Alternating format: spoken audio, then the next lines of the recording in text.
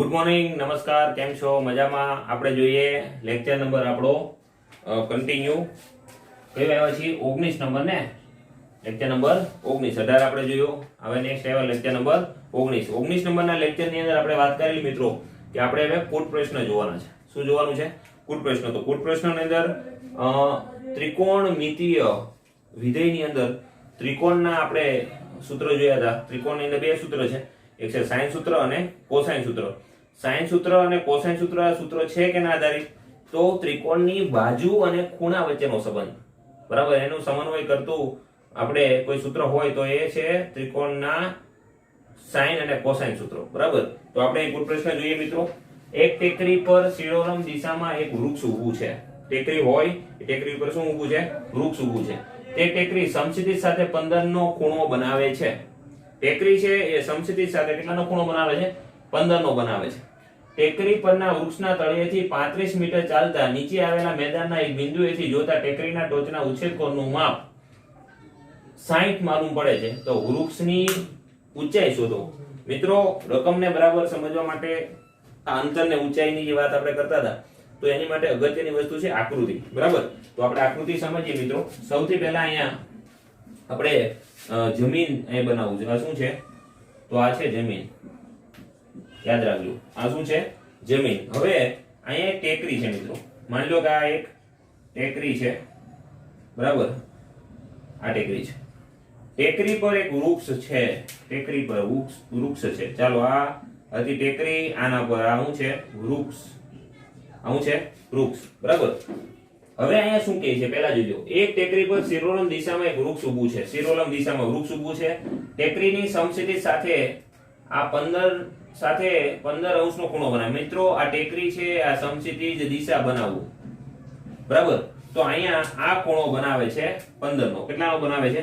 15 નો. આ સમજવા જેવું છે. જો આ 15 નો હોય તો આ ખૂણો કેટલાનો થાય? 15 નો થાય. અમે ટેકરી થોડીક ત્રાસી બનાવી છે. આપણે ટેકરીને થોડીક આકૃતિ પ્રમાણે સીધી બનાવીએ. ચાલો, આ ખૂણો પણ થશે 15 નો. ચાલો, આગળની વાત. ટેકરી પરના વૃક્ષના તળિયેથી 35 મીટર ચાલતા, આ ટેકરી પરનું વૃક્ષ નું તળિયું આ થયું એટલે, બરાબર. અહીંયા તળિયેથી 35 મીટર ચાલતા એટલે એનો મતલબ અહીંયા 35 મીટર જેટલું અંતર છે. કેટલા મીટર? 35 મીટર જેટલું અંતર આપણે નીચે ચાલવાનું છે. અને 35 મીટર ચાલતા નીચે આવેલા મેદાન પરનું, આ મેદાન થયું જમીન, હંમેશા મેદાન પર રહે. મેદાન પરના એક બિંદુએથી જોતા ટેકરીની ટોચના ઉચ્છેદ કોણનું માપ. આ બિંદુ છે મિત્રો. આ બિંદુને આપણે નામ આપી દઈએ. ચાલો, બરાબર. આપણે એના નામ આપી દઈએ. આને આપણે A કહીએ, બરાબર. આને આપણે B કહીએ, આને C કહીએ અને આને D કહીએ, બરાબર. મિત્રો, આ જમીન છે, બરાબર. આ જે છે ઉપર એને આપણે ટેકરી કહી દઈએ. આ શું છે? ટેકરી, બરાબર. અને આ B બિંદુથી C બિંદુથી ચાલતા 35 મીટરનું અંતર છે. અને મેદાન પરના આ બિંદુએથી જોતા ટેકરીના ટોચના ઉચ્છેદ કોણનું માપ, બરાબર.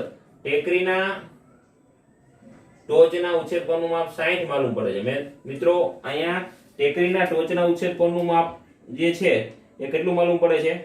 60 માલુમ પડે છે. હવે ટેકરીનો ટોચનો ઉચ્છેદ કોણ નહીં, વૃક્ષના ટોચના ઉચ્છેદ કોણનું માપ અહીંયા આવશે, બરાબર. આ વૃક્ષનો ટોચ આ થયો, બરાબર. અહીંયા થોડી પ્રિન્ટિંગ મિસ્ટેક છે. અહીંયા માલુમ પડે છે કેટલાનું? તો આ સીધું અહીંયા આવવા દઈએ મિત્રો. તો આ ઉચ્છેદ કોણનું માપ માલુમ પડે છે 60 નું. કેટલું? 60 નું. આ જે મોટો ભાગ છે ને એ 60 નો માલુમ પડે છે. હવે તમે વિચાર કરો મિત્રો, આમાં જે આ જે છે ઉચ્છેદ કોણ, આ જે આપણે દોર્યો છે, આ ઉચ્છેદ કોણને થોડો વ્યવસ્થિત કરી નાખીએ તો આ રીતે થશે, બરાબર. આપણે અહીંયા બિંદુ એ થોડું ઉપર લઈ લઈએ. આ ઉચ્છેદ કોણનું માપ 60 માલુમ પડે છે, બરાબર. જો આ 60 હોય મિત્રો, તો આ ખૂણો કેટલાનો થઈ જવાનો? તો નાનો ખૂણો થઈ જશે 45. આ ખૂણો કેટલો થઈ જવાનો? 45. સમજો, આ ખૂણો કેટલો થઈ જાય? 45. હવે થોડુંક આપણે અહીંયા માપ લેવા માટે આપણે અહીંયા થોડુંક નીચે લઈ જઈએ આ ભાગને. તો આ ખૂણો કેટલાનો થવાનો? 90. જો આ 60 હોય, આ 90 હોય, તો આ ખૂણો કેટલાનો થાય?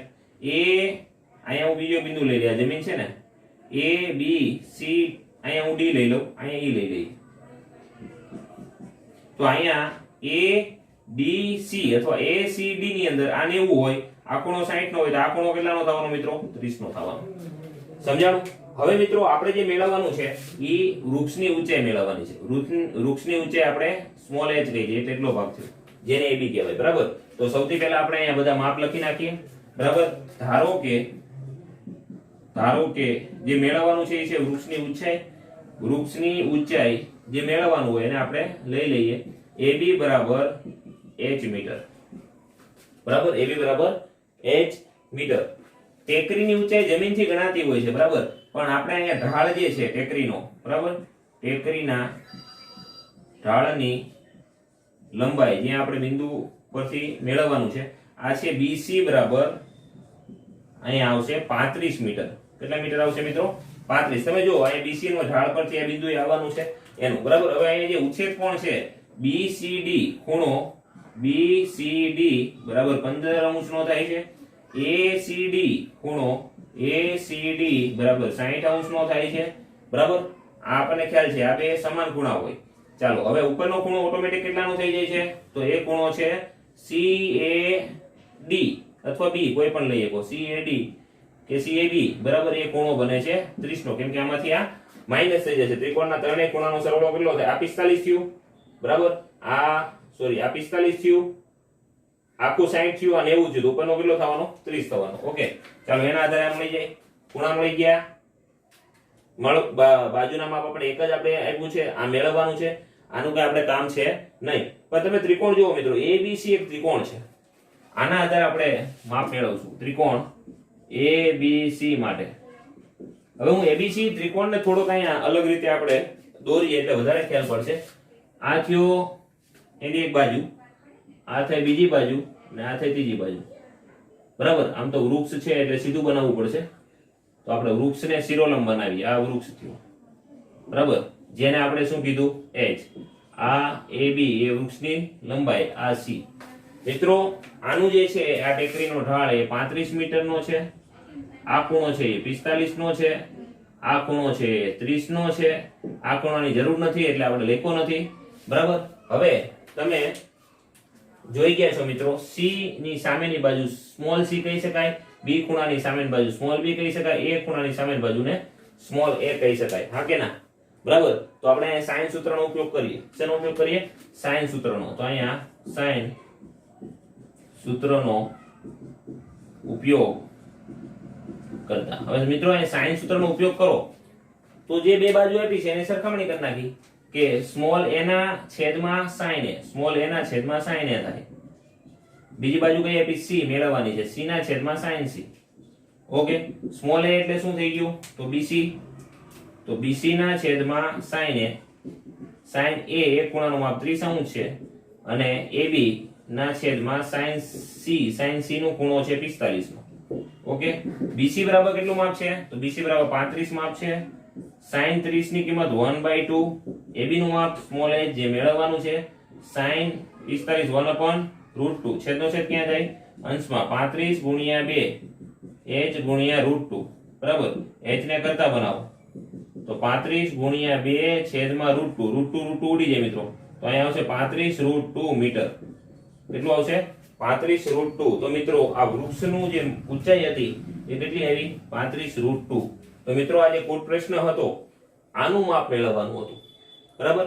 આ બધી જ વસ્તુની આપણે એજમ્પશન કર્યું એટલે ધાર્યું કે આ રીતનો અહીંયા આકાર બનતો હશે. એના દ્વારા ત્રિકોણ બને છે. એના માપ આપણી પાસે છે. કોઈ પણ ત્રિકોણના બે ખૂણાના માપ આપણી પાસે હોય, એક બાજુ હોય તો સાઈન સૂત્ર પ્રમાણે આપણે બધા માપ મેળવી શકાય. પણ એ કેમાં મેળવતા હતા 10મા ધોરણમાં? તો 10મા ધોરણમાં કાટકોણ ત્રિકોણ મેળવતા. આ કાટકોણ ત્રિકોણ નથી. આ મગજમાં ક્લિયર રાખજો. બરાબર. કાટકોણ ત્રિકોણમાં જ એ સૂત્ર લાગુ પડે છે, કોષ્ટક વાળું. બરાબર. આપણે તો અહીંયા સાઈન સૂત્રનો ઉપયોગ કરીને દાખલો ગણ્યો છે. સમજાણું કે ના સમજાણું? લખી કાઢો. નંબર 15 ને દાખલા નંબર 16. આ પણ સેમ કુલ પ્રશ્ન છે મિત્રો. બે જહાજ એક સાથે બંદર છોડે છે. બંદર જહાજ એક સાથે એક જ જગ્યાએથી બે જહાજ એની અલગ અલગ દિશામાં જાય છે. એક જહાજ 24 કિલોમીટર પ્રતિ કલાકના ઝડપે ઈશાન દિશામાં જાય છે. બરાબર. અને બીજું જહાજ 32 કિલોમીટર પ્રતિ કલાકની ઝડપે દક્ષિણ થી 75 અંશ પૂર્વ દિશામાં જાય છે. તો 3 કલાક પછી બંને જહાજ વચ્ચેનું અંતર કેટલું હશે? મિત્રો સૌથી અગત્યની વસ્તુ મેં તમને કીધી એમ આકૃતિ છે. બરાબર. આપણે પહેલા દિશાને અહીંયા વર્ણન કરીએ, બરાબર? આકૃતિમાં દિશા વર્ણન કરીએ તો આપણે લઈએ ઈસ્ટ, વેસ્ટ, નોર્થ, સાઉથ, બરાબર? આ બાજુ આપણે નોર્થ લઈએ, આ બાજુ ઈસ્ટ લઈએ, બરાબર? આ બાજુ વેસ્ટ લઈએ તો આ બાજુ સોરી અહીંયા સાઉથ આવશે ને, north, south, east, west. East એટલે આ બાજુ થઈ, બરાબર ને? તો ના ખબર પડે તો આને આપણે પૂર્વ બાજુ કહીએ, આ બાજુ આપણી પશ્ચિમ બાજુ થઈ, બરાબર? આ બાજુ આપણી ઉત્તર થઈ.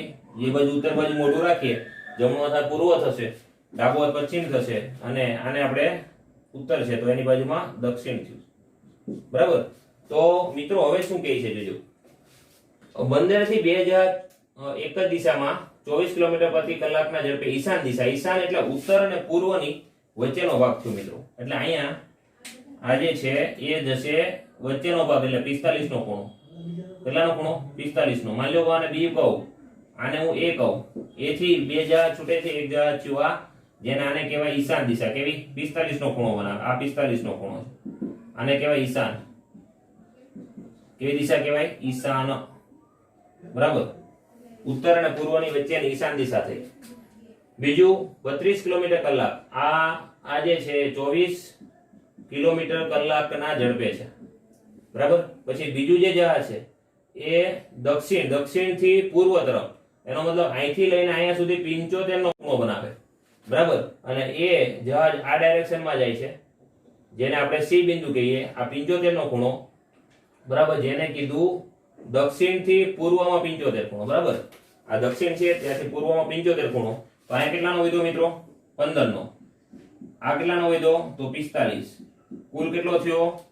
તો કુલ થયો 60. આ 15 અને 45 એટલે કુલ કેટલો થયો? 60 નો ખૂણો, બરાબર? આની ઝડપ છે એ છે 32 કિલોમીટર પ્રતિ કલાક, બરાબર? અને પછી આપણને માંગ્યું છે આ બી થી સી વચ્ચેનું અંતર માંગ્યું છે, બરાબર? આ બી થી સી વચ્ચેનું અંતર એટલે આ બે જહાજ વચ્ચેનું અંતર માંગ્યું છે, બરાબર? તો મિત્રો આપણને ખૂણો આપ્યો છે, અંતર આ બે મળી જશે. ખૂણો એટલે કન્ટિન્યુ જોઈએ કે અહીંયા 32 કિલોમીટર પ્રતિ કલાકના ઝડપે જાય છે, બી થી સી ની વચ્ચેનું આપણે અંતર મેળવવાનું છે. હવે આપણે આ જે છે ને થોડોક નાનો ત્રિકોણ બનાવો એટલે તમને થોડો વધારે ખ્યાલ પડશે મિત્રો કે આ રીતે માની લો આ ત્રિકોણ છે, બરાબર? અહીંયા આપણે આ એ બાજુ મેળવવાની, આને એ બિંદુ કીધું, આને બી બિંદુ કીધું, આને સી બિંદુ કીધું.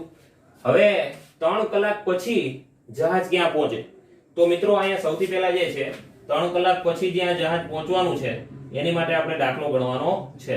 તો અહીંયા પ્રથમ જહાજ આપણે કહીએ, પ્રથમ જહાજે 3 કલાક પછી કાપેલ અંતર, જેને આપણે એબી કહી શકાય, એબી બરાબર શું થશે? તો 3 ગુણ્યા 24. શું થશે મિત્રો? 3 ગુણ્યા 24, બરાબર?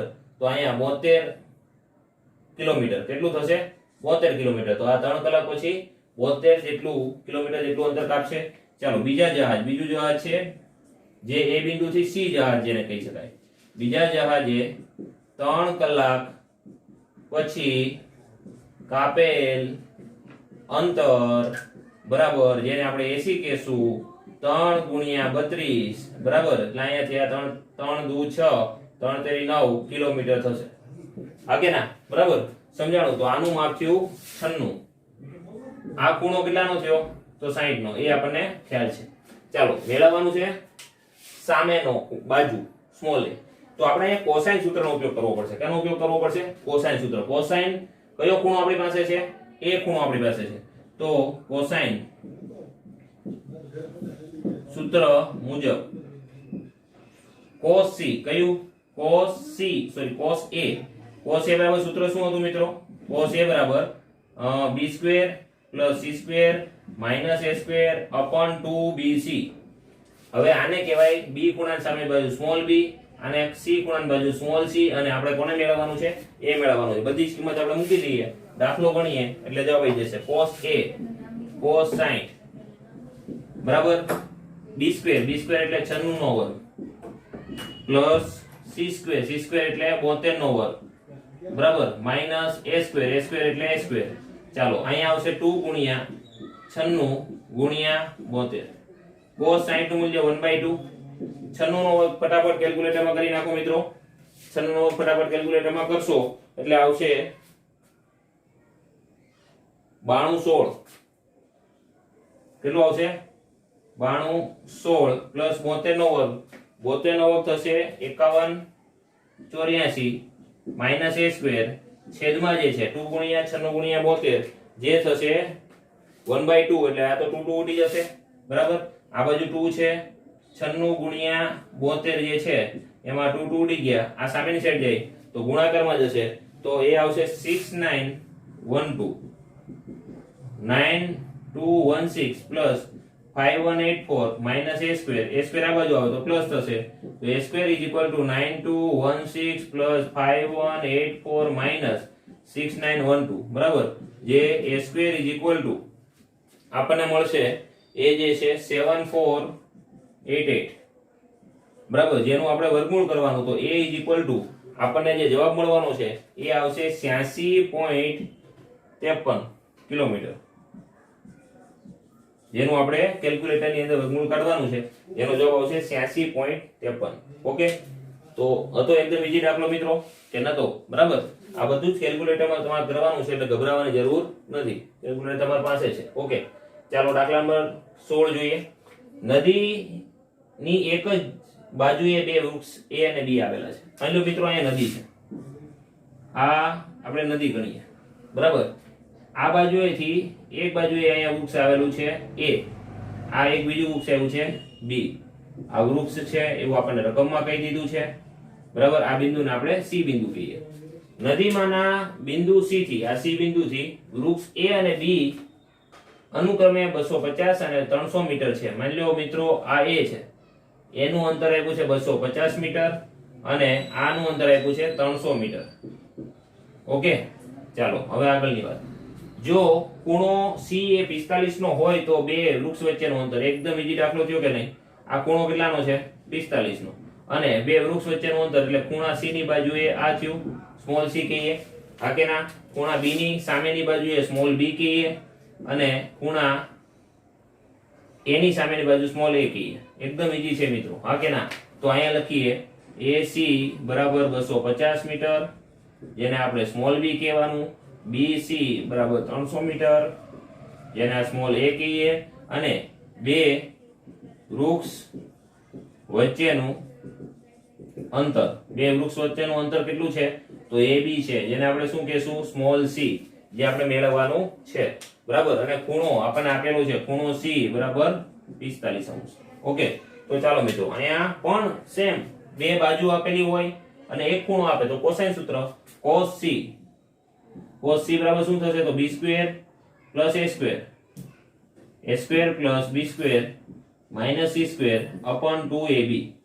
બરાબર cos c બધાની કિંમત મૂકી દઈએ cos c ની 45 બરાબર અને a સ્ક્વેર બરાબર 300 નો વર્ગ પ્લસ b સ્ક્વેર એટલે 250 નો વર્ગ અને c સ્ક્વેર મેળવવાનું છે છેદમાં 2ab 2 ગુણ્યા a બરાબર 300 b બરાબર 250 બરાબર તો મિત્રો અહીંયા ખાલી ફક્ત આપણે શું આપવાનું છે સાદરૂપ cos c એટલે થાય 1/√2 બરાબર 1/√2 300 નો વર્ગ 3 નો વર્ગ 9 1 2 3 4 2 0 નો વર્ગ 4 0 25 નો વર્ગ 625 અને 1 0 છે ને 2 0 બરાબર અને માઈનસ c સ્ક્વેર તો છે છેદમાં 2 ગુણ્યા 300 ગુણ્યા 250 બરાબર ચાલો હવે અહીંયા તમે જો તો આ સામેની સાઈડ જશે તો 2 ગુણ્યા 6 એટલે અહીંયા 3 એટલે 6 થઈ ગયા અને ગુણ્યા 250 બરાબર √2 છેદમાં છે બરાબર અહીંયા જે ભાગ છે એમાં 90000 પ્લસ 62500 માઈનસ c સ્ક્વેર આવું થયું બરાબર ના ખબર પડે તો મિત્રો આપણે અહીંયા શું કરીએ વર્ગમૂળમાં રહેવા દેવું હોય તો અહીંયા 3 ગુણ્યા 2 રહેવા દઈએ આ બે ઉડી જશે તો અહીંયા √2 આવી જશે હા કે ના c સ્ક્વેર આ બાજુ આવી આવે તો c સ્ક્વેર પ્લસ થઈ જશે હા કે ના તો અહીંયા 90000 પ્લસ 62500 માઈનસ અહીંયા બંનેનો ગુણાકાર કરી 25 તેરી 75 તો અહીંયા આવશે 75 1 2 ને 3 3 0 અને √2 આ રીતે થશે મિત્રો અહીંયા તમને જે વસ્તુ કીધી છે એને આપણે સમજીએ કે c સ્ક્વેર બરાબર આપણને જવાબ મળશે. બરાબર, તો એનો આપણે અહીંયા ગુણાકાર કરશું. બરાબર, તો ગુણાકાર આપણને મળશે 15,2500. આનો જે આપણને સરવાળો મળશે એ 1,00,000 પહેલા એમનો રહેવા દઈએ, 5 એમનો રહેવા દઈએ, 2 એમનો રહેવા દઈએ અને 6 ને 9 15. તો 1,52,500 માઇનસ 1.41. તો અહીંયા આપણે ડાયરેક્ટ 1.41 મૂકી દઈએ. 1.41. તો અહીંયા c² બરાબર જે પોઈન્ટમાં જવાબ આવશે 1,52,500 માઇનસ 10,5750. બરાબર, ચાલો અહીંયા c² બરાબર આપણને 46,725. તો c બરાબર જે જવાબ આવ્યો મિત્રો 16.21 મીટર. કેટલો જવાબ આવે છે? 216.21 મીટર. મિત્રો આ બધું કેલ્ક્યુલેટરનું કામ છે, બહુ સરળતાથી ફટાફટ થઈ જાય, એટલે એમાં બહુ કઈ જલ્દબાજી કરવાની જરૂર નથી. આ ભાગ જે છે આકૃતિ, એ બહુ જ અગત્યનો ભાગ છે કે જેની અંદર આકૃતિ બની જશે, બાજુ સમજાઈ જશે, પછી સાઇન સૂત્ર વાપરવું કે કોસાઇન સૂત્ર વાપરવું એ અગત્યની વાત છે. બરાબર, તો આ હતું કુલ પ્રશ્ન જે આપણે લાસ્ટ લેક્ચરમાં તમને કીધેલું કે 3 કુલ પ્રશ્ન છે, બહુ સરળતાથી થઈ જશે. બરાબર, તો બરાબર સમજાણું હશે.